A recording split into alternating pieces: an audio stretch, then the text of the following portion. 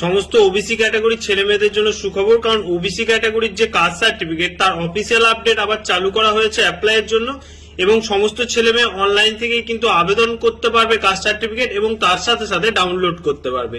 তো আজকের ভিডিওর মাধ্যমে দেখিয়ে দিচ্ছি যে ওবিসি ক্যাটাগরির ছেলে মেয়েরা কাস্ট সার্টিফিকেট কিভাবে আবেদন করবে এবং ডাউনলোড করবে। তাই ভিডিওটি অবশ্যই প্রথম থেকে শেষ পর্যন্ত ভালোভাবে দেখার চেষ্টা করো। তোমরা প্রথমে যে কাস্ট সার্টিফিকেট www.gov.in এই যে অফিসিয়াল ওয়েবসাইটটা দেখতে পাচ্ছ, এই ওয়েবসাইটে আসার পর এই যে ওবিসি ক্যাটাগরির যে ফার্স্ট লিঙ্কটা দেখতে পাচ্ছ, অ্যাপ্লাই ফর ফ্রেশ ওবিসি, এই ফার্স্ট লিঙ্কটাতে টাচ করবে। ফার্স্ট লিঙ্কটাতে টাচ করলে তোমাদের আরেকটা নতুন ইন্টারফেস খুলে যাবে, যেখানে তোমাদের এরকম একটা পপ আপ শো করবে। প্রথমেই দেখো তোমাদের বলা হচ্ছে do you have any digital caste certificate. তোমাদের যদি কোনো ডিজিটাল কাস্ট সার্টিফিকেট থাকে তাহলে অবশ্যই ইয়েস করবে, না থাকলে নো করে এগিয়ে যাবে। নো করলে আবার একটা নতুন ইন্টারফেস খুলবে, এখান থেকে তোমরা তোমাদের ডিস্ট্রিক্ট সিলেকশন করবে। ডিস্ট্রিক্ট সিলেকশন হলে সাব ডিস্ট্রিক্ট সিলেকশন করবে। এখানে দেখে নাও তোমার মিউনিসিপ্যালিটি এলাকা হলে মিউনিসিপ্যালিটি সিলেকশন থাকবে, আর যদি ব্লক লেভেল এলাকা হয় তাহলে ব্লক লেভেল সিলেকশন করবে। ব্লক লেভেল সিলেকশন করে এখান থেকে তোমরা তোমাদের ব্লকটা সিলেকশন করে দেবে এবং তোমরা এখান থেকে গ্রাম পঞ্চায়েতটা সিলেকশন করে দেবে। গ্রাম পঞ্চায়েত সিলেকশন হলে ওবিসিটা, এই যে ওবিসি পয়েন্টটা দেখতে পাচ্ছ, এই ওবিসিটাতে টিক মার্ক দেবে।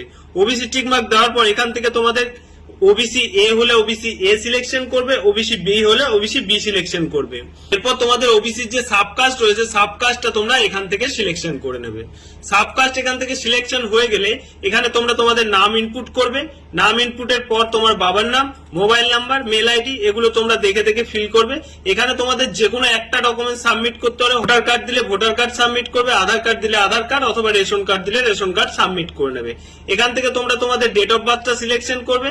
এরপর তোমার ডিস্ট্রিক্ট সিলেকশন করবে, এখান থেকে পুলিশ স্টেশন সিলেকশন করবে এখান থেকে, এবং তোমার গ্রামের নামটা এখানে তোমরা টাইপ করে দেবে। এরপর তোমরা এখানে তোমাদের বাবার নামটা লিখে দেবে এবং পুলিশ স্টেশন এখান থেকে অবশ্যই সিলেকশন করে নেবে সকলে। পুলিশ স্টেশন সিলেকশন হয়ে গেলে এখানে আবার তোমাদেরকে রিটাইপ করতে হবে গ্রাম পঞ্চায়েতের নাম, গ্রামের নাম, পোস্ট অফিসের নাম এবং পিনকোড। যদি পার্মানেন্ট অ্যাড্রেস এবং প্রেজেন্ট অ্যাড্রেস সেম হয় তাহলে অবশ্যই এটাকে টিক মার্ক দেবে। এটাকে টিক মার্ক দেওয়ার পর একটু নিচের দিকে গেলে দেখবে এখানে রিলিজিয়ন সিলেকশন করতে বলবে এবং তার সাথে সাথে জেন্ডার সিলেকশন করতে বলবে। এবার দেখে নাও এখানটা একটু ভালোভাবে সকলে দেখবে। এখানে তোমাদের বলা হয়েছে তোমার রক্তের সম্পর্কে যদি কারো কাস্ট সার্টিফিকেট থেকে থাকে তাহলে ইয়েস করবে, যদি না থাকে নো করে এগিয়ে যাবে।